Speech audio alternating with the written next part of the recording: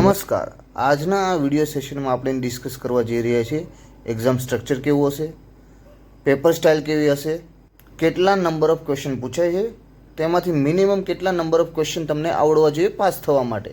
તો બેઝિકલી જે online exam લેવાય છે that is what call CBT, computer base test. તેમાં એક ક્વેશ્ચન તમને આપવામાં આવશે જેના 4 ઓપ્શન હશે. 4માંથી કોઈ એક ઓપ્શન સાચો હશે જેની તમારે પસંદગી કરવાની છે. તો આજના આ સેશનમાં આપણે આ જ બધી વાત ડિટેલમાં ડિસ્કસ કરવા જઈ રહ્યા છીએ, જેથી કરીને તમે તમારી પોતાની સ્ટ્રેટેજી બનાવી શકો અને સારું એવું પરિણામ મેળવી શકો. સો ચલો સ્ટાર્ટ કરીએ આપણે. સો આ સેશનને આપણે 2 ભાગમાં ડિવાઈડ કરી શકીએ. So first one that is what call eligibility criteria and second one that is what call exam.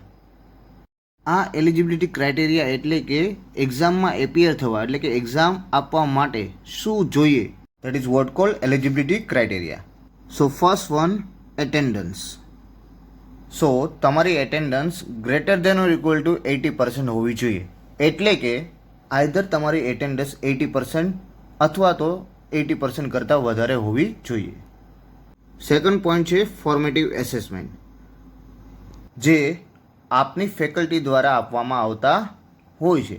એટલે કે તમારા સર અથવા તો મેડમ દ્વારા તમારા પૂરા ટ્રેનિંગ પીરિયડ દરમિયાન તમારા દ્વારા થયેલ કામ, પ્રેક્ટિકલ જોબ, તમારી વર્તણૂક, આ બધા ફેક્ટરોને આધારે તમને એક માર્ક્સ આપવામાં આવતા હોય છે. That is what call formative assessment. અને તે greater than or equal to 60% હોવો જોઈએ. એટલે કે 60% અથવા તો 60% કરતાં વધુ હોવા જોઈએ. થર્ડ પોઈન્ટ, તમે ફીસ પે કરેલી હોવી જોઈએ. ફ્રી ઓફ કોસ્ટ આ દુનિયામાં કશું જ નથી. એટલે કે કોમ્પ્યુટર બેઝ ટેસ્ટ એટલે કે CBT as well as practical આ બંને એક્ઝામની ફીસ પે કરેલી હોવી જોઈએ. હવે જો તમે આ ત્રણેય ક્રાઇટેરિયા ફૂલફિલ કરો છો તો તમે એક્ઝામમાં એપિયર થઈ શકશો, એટલે કે એક્ઝામ આપી શકશો.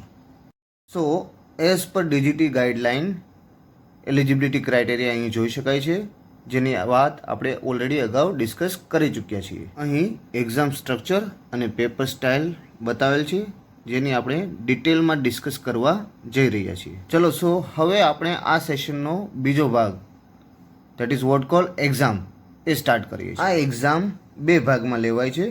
એક ભાગ છે પ્રેક્ટિકલ અને બીજો ભાગ છે CBT that is what call computer base test. આ CBT ઓનલાઈન લેવાતી હોય છે, એટલે કે તમારે એક્ઝામ સેન્ટર પર જઈને કોમ્પ્યુટર પર એક્ઝામ આપવાની હોય છે.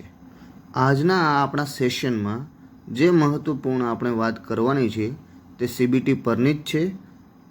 એક્ઝામ સ્ટ્રક્ચર કેવું છે, તેની પેપર સ્ટાઇલ કેવી રહેશે, તેના પર આપણે હવે ડિટેલમાં ડિસ્કસ કરવા જઈ રહ્યા છીએ. આ પૂરું સ્ટ્રક્ચર CTS સ્કીમ માટેનું છે. હવે આપણે ત્યાં ચાલતા કોર્સને આપણે 2 કેટેગરીમાં ડિવાઈડ કરી શકીએ છીએ. એક છે એન્જિનિયરિંગ ટ્રેડ અને બીજો છે નોન એન્જિનિયરિંગ ટ્રેડ. અને આ બંને માટે એક્ઝામ સ્ટ્રક્ચર થોડું ડિફરન્ટ હોય છે. હવે આપણે જોઈએ કેવા ટ્રેડનો એન્જિનિયરિંગ ટ્રેડમાં સમાવેશ થાય છે. For example, welder, fitter, Turner,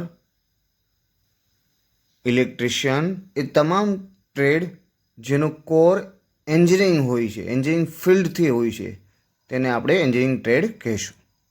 હવે આપણે વાત કરીએ નોન એન્જિનિયરિંગ ટ્રેડની. For example, COPA, fashion technology, sewing technology. So આ પ્રકારના નંબર ઓફ ટ્રેડ જે આવે છે જેને આપણે કહીશું નોન એન્જિનિયરિંગ ટ્રેડ. સો સૌથી પહેલાં તમને એ ખબર હોવી જોઈએ કે તમારો ટ્રેડ એન્જિનિયરિંગ ટ્રેડ છે કે નોન એન્જિનિયરિંગ ટ્રેડ. સપોઝ તમારો ટ્રેડ એન્જિનિયરિંગ ટ્રેડ છે, સો તેના માટે પેપર સ્ટ્રક્ચર કેવું હશે તે આપણે ડિટેલમાં ડિસ્કસ કરવા જઈ રહ્યા છીએ. સો ટોટલ નંબર ઓફ ક્વેશ્ચન હશે 75. ઈચ એન્ડ એવરી ક્વેશ્ચનના 2 માર્ક્સ હશે. તમને ટાઈમ આપવામાં આવશે 2 કલાક. ધેટ મીન્સ 75 ક્વેશ્ચન એટેન્ડ કરવા માટે તમારી પાસે હશે 120 મિનિટ, 120 મિનિટ. એટલે કે એક ક્વેશ્ચન એટેન્ડ કરવા માટે તમને મોર દેન 1 મિનિટ મળશે.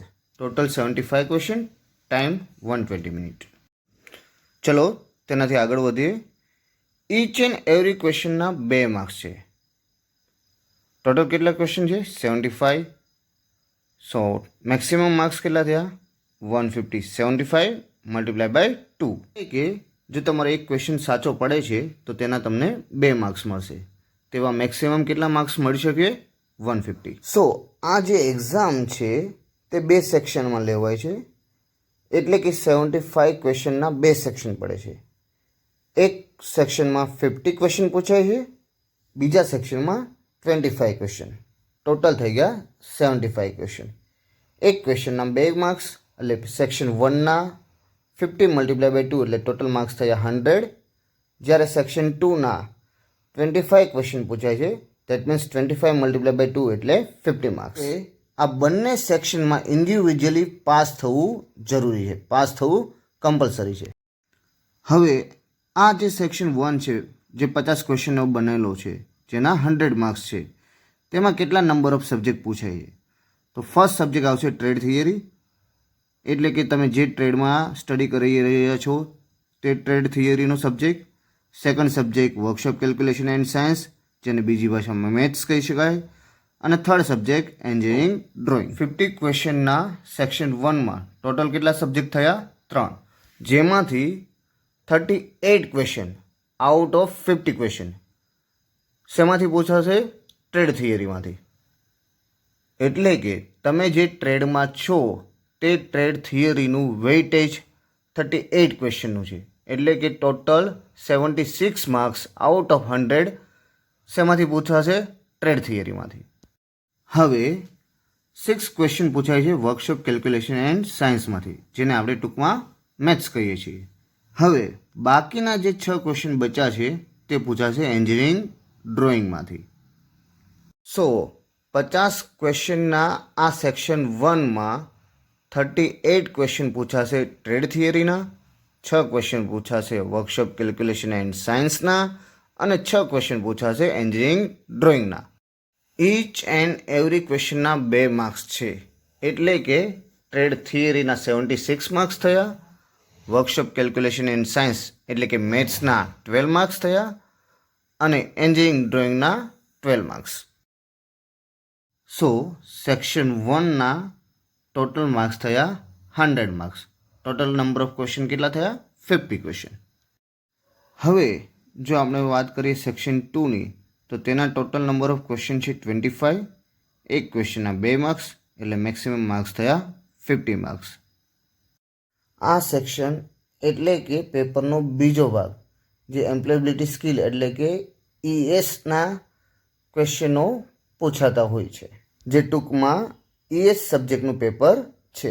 જેમાંથી 25 ક્વેશ્ચન પૂછાશે, હરેક ક્વેશ્ચનના 2 માર્ક્સ એટલે ટોટલ માર્ક્સ થયા 50 માર્ક્સ. એટલે કે એમ્પ્લોયેબિલિટી સ્કિલ સબ્જેક્ટનું વેઇટેજ 50 માર્ક્સનું થયું. સો ફરીથી વાત કરીએ તો ટોટલ 150 માર્ક્સની એક્ઝામ લેવાશે, જેમાં 75 નંબર ઓફ ક્વેશ્ચન છે, જેમાંથી 50 ક્વેશ્ચનનો સેક્શન 1 એટલે કે પાર્ટ 1 રહેશે અને 25 ક્વેશ્ચનનો સેક્શન 2 એટલે કે પાર્ટ 2 રહેશે. આ સેક્શન 1 એટલે કે પાર્ટ 1 એટલે કે 50 ક્વેશ્ચનના 3 ભાગ પડશે: trade theory, workshop calculation science and engineering drawing, જેના અનુક્રમે 38, 6 અને 6 ક્વેશ્ચન પૂછાશે. સેક્શન 2 એટલે કે પાર્ટ બી 25 નંબર ઓફ ક્વેશ્ચનનો પૂછાશે. એક ક્વેશ્ચનના 2 માર્ક્સ એટલે ટોટલ માર્ક્સ થયા 50 માર્ક્સ, જે એમ્પ્લોયેબિલિટી સ્કિલ એટલે કે ESમાંથી આવવાનો છે. હવે સૌથી મહત્વપૂર્ણ વાત એ છે કે આ બંને સેક્શનમાં એટલે કે પાર્ટ એ અને પાર્ટ બી બંનેમાં પાસ થવું ફરજિયાત છે. હવે સૌથી ઇમ્પોર્ટન્ટ વાત, પાસિંગ માર્ક્સ કેટલા છે? સો એઝ પર DGT 33% એટલે કે 33%એ પાસ થવાય છે. એટલે કે જો તમે 100માંથી 33 માર્ક્સ લાવો છો એટલે પાસ. આ પાસિંગના 33% માર્ક્સ ક્યારે આવે? એટલે કે 34 માર્ક્સ તમારે ક્યારે આવે? તો એ 34 માર્ક્સ મેળવવા માટે ઓછામાં ઓછા તમને 17 ક્વેશ્ચન આવડવા જોઈએ. અહીં આપણે મિનિમમ પાસ થવાની વાત કરી રહ્યા છીએ. સ્કોર કરવાવાળાની વાત અહીંયા નથી કરતો હું. તમારે મેક્સિમમ માર્ક્સ લાવવા છે, સારા પર્સન્ટેજ લાવવા છે, તેઓનું કામ 17 ક્વેશ્ચન સોલ્વ કરવાથી નહીં થાય. અહીં હું વાત કરી રહ્યો છું કે પાસ થવા માટે મિનિમમ તમારે કેટલા માર્ક્સ લાવવા પડે, એટલે કે કેટલા ઓછામાં ઓછા ક્વેશ્ચન તમને આવડવા જોઈએ, અને એ છે 17 ક્વેશ્ચન પાસ થવા માટે. 33% પાસ થવાય છે, એટલે કે 100માંથી 33 માર્ક્સ લાવવા પડે. 33 માર્ક્સ લાવવા માટે મને ઓછામાં ઓછા 17 ક્વેશ્ચન આવડવા જોઈએ. એક ક્વેશ્ચનના 2 માર્ક્સ એટલે કે 17 × 2 34 માર્ક્સ. સો અલ્ટિમેટલી પાસ થવા માટે ઓછામાં ઓછા 34 માર્ક્સ મારે લાવવા પડે. હવે આ જે એક્ઝામ સ્ટ્રક્ચર છે, આ જે પેપર સ્ટાઇલ છે, તેની સૌથી સારામાં સારી વાત એ છે કે તમને ઇવન વર્કશોપ કેલ્ક્યુલેશન એન્ડ સાયન્સનો એક પણ ક્વેશ્ચન નથી આવડતો, કે માની લઈએ કે એન્જિનિયરિંગ ડ્રોઈંગનો પણ એક પણ ક્વેશ્ચન નથી આવડતો, તેમ છતાં પણ તમે પાસ થઈ શકો તેમ છો. એટલે કે અહીં કોઈ ઇન્ડિવિજ્યુઅલી પાસ થવાની જરૂર નથી.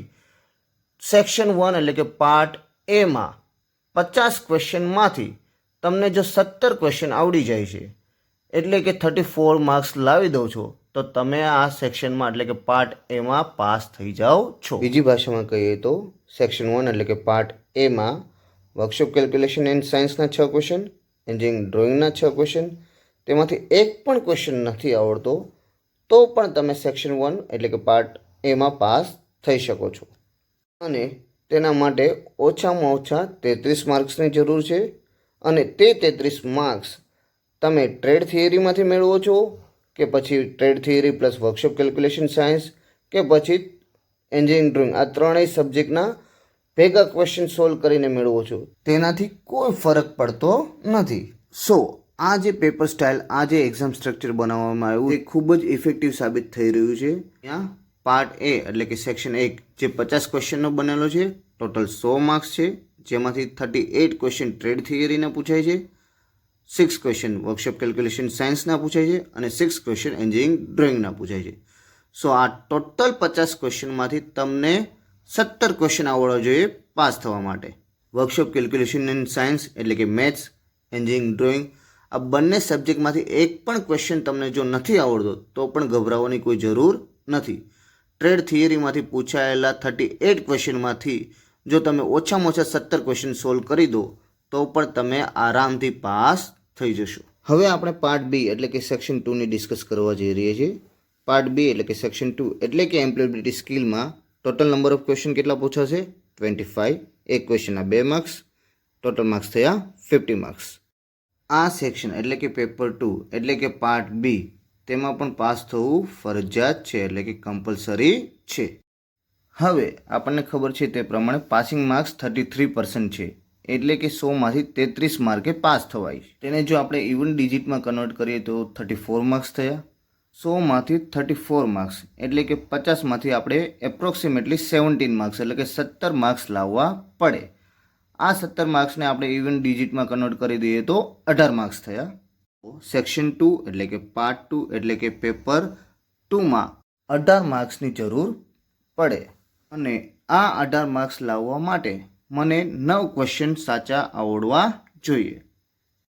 સો અલ્ટિમેટલી એમ્પ્લોયબિલિટી સ્કિલના પેપરમાં જેમાં ટોટલ 25 નંબર ઓફ ક્વેશ્ચન પૂછાવાના છે, તેના માર્ક્સ 50 છે, તેમાં પાસ થવા માટે ઓછામાં ઓછા તમને 9 ક્વેશ્ચન આવડવા જરૂરી છે.